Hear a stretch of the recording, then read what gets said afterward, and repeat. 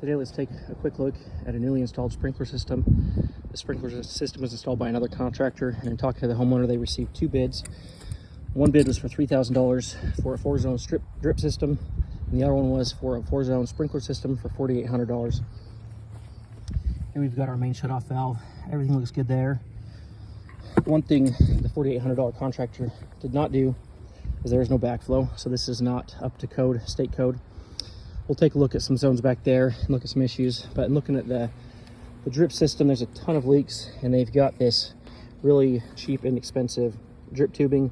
You can see on the left the size we usually use, and on the right this is easily cracked and has holes in it. We've made several repairs already to a newly installed system. The homeowner really just wanted to install sprinklers for their plants. Plants look great here. And the contractor that quoted the $3,000 probably was a better option. They quoted a system of drip for the east, the north, the west, and the south. And this contractor put in 3 lawn zones and only 1 drip zone. Let's go ahead and turn on these lawn zones, which, to be honest, the client didn't really even want the lawn irrigated. But here is the south lawn zone, and we only have 1 rotor head out in the front yard there. It's not really sufficient to water the front yard, these 2 heads. And on the side of the house here, we have these rotor heads, which are designed to spray 25 feet, and you can see they've got these nozzled all the way down to try to reduce the spray so these aren't spraying and hitting the house. A really spray heads or a smaller rotor head would be ideal here. These are just completely the wrong heads for this. These heads work great out front here. Have 4 or 6 of these heads out front to cover that front lawn area. So there's you know, obviously some learning experiences lacking there. Here in the valve box, everything looks pretty good here. We've got the 4 zones there. This one on the right does look like it's under a little bit of tension, so that might have a future issue breaking that line.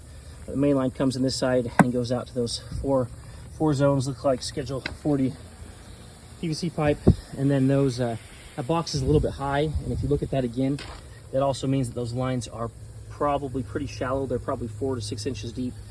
We recommend going at least closer to 8 to 10 inches deep for more longevity.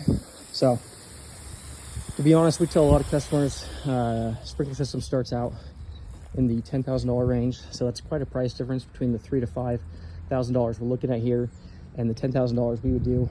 But on a yard like this, we would actually probably have 6 or 8 total zones. This front yard would be a zone. Usually you can run about 5 rotor heads on one zone with Missouri American Water or similar.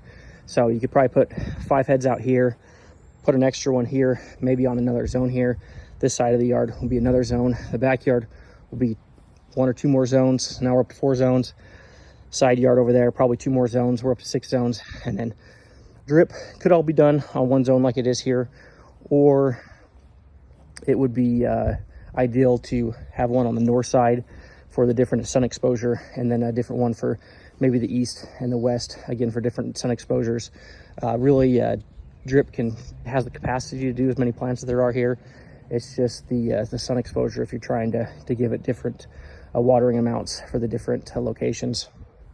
But there's a quick look at some apples to oranges quotes for a sprinkler install. There's a lot of different variables to consider. We've got a great article on our website talking about what to consider when putting in a sprinkler system in an existing lawn. You are going to be trenching up a really nice sod in some cases, so that's something to consider as well, how the work's going to look during and after the project. So if you have any questions, leave them down below in the comments, and thanks for watching.